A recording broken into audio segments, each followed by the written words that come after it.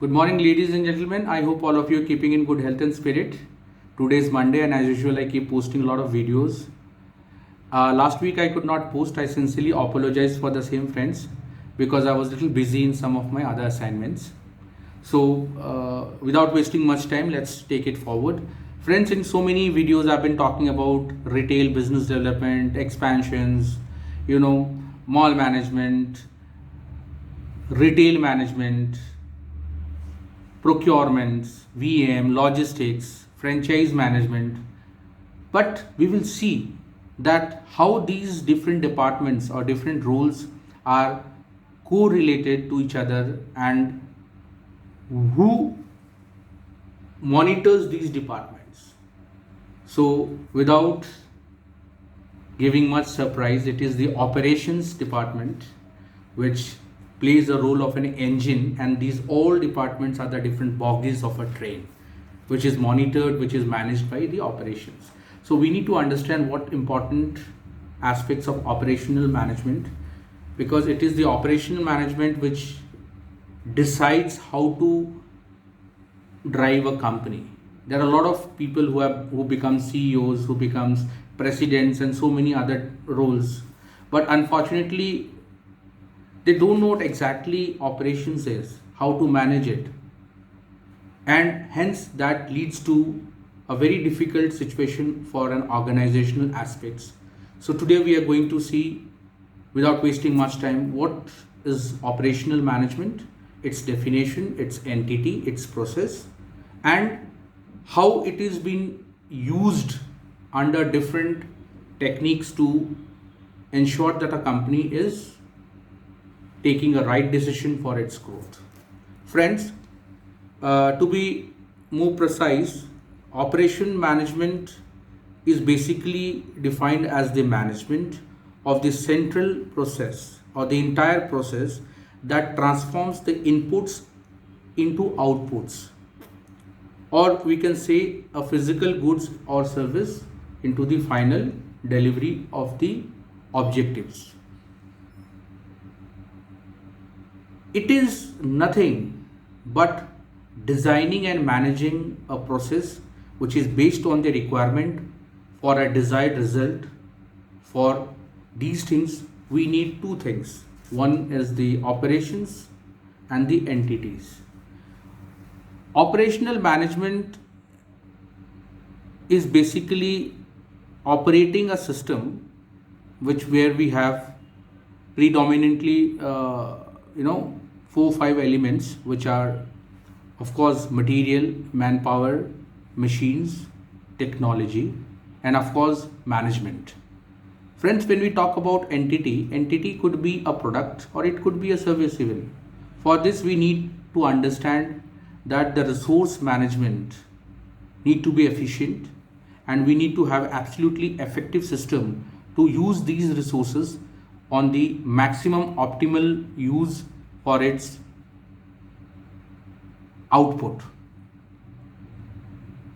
When we talk about customer oriented operations, predominantly we considers the orientation from the customer's point of view, which is customers is focused mainly what exactly is expecting in a product, maybe a marketing management, a project management, a supply management, manufacturing and the production management, quality control. All these things are integrated and are being managed wisely to ensure that your organization is not bleeding in terms of its resources as well. Okay, because if one system is not strong, or if one system is weak, the entire system will suffer a problem. It is just like a conveyor belt. I have been talking in several videos also, giving a typical example about a production units. Now, if X amount is used as a production factor and the output is Y, and the resources which are using like electricity is there, transformation process is there, timelines are there. If any of these things gets delayed, the entire system gets collapsed. So here comes the roles of a CEO or a COO. See, the definition every one of us knows, but we actually doesn't understand what is the responsibility in the soldiers of a CEO. It seems very easy. People say I became a CEO, I become a COO, I was sitting on my father's business. I became a co-founder. But do you know what is the real responsibilities of a CEO? Friends, it's a huge, tough experience which makes a person as a CEO. So, without wasting much time, to my young friends who are new in the corporate world, let me explain you what a CEO does.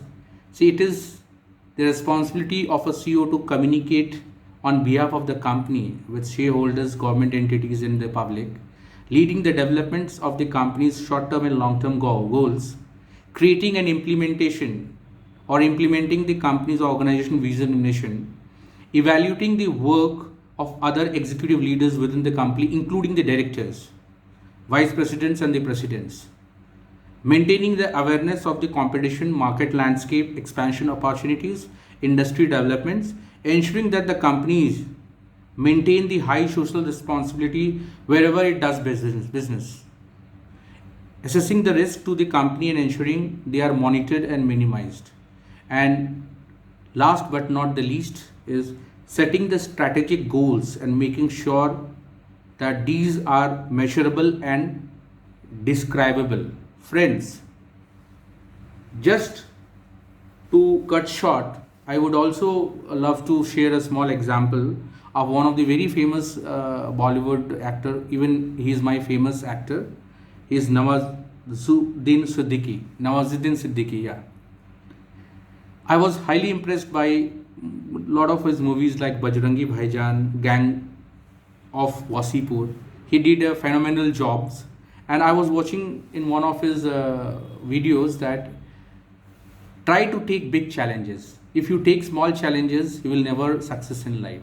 Friends, try to target something which is not beyond your capacity. Then only you will be able to achieve the success. Try to bring yourself from comfort zone to uncomfort zone, because it is the uncomfort zone which will make you success and finally lead you to the success zone. He was born in 1974 from Budhana, a small town of Muzaffarpur district in UP, and his father was a farmer. He did his graduation and finally was working with one of the pharmaceuticals company. And after his graduation, he moved to Bombay and he did his,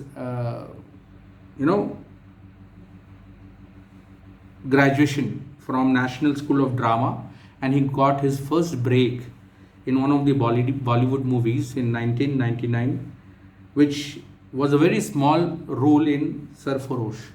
Then gradually he started growing and finally today is a big star. So friends, I would just say it's 8 minutes 7 seconds. The moral of the story is that there is no shortcut in life. Even for the people who are an entrepreneurs and their children are the second generation of the business. I've seen a lot of people falling down despite of having so well organized system.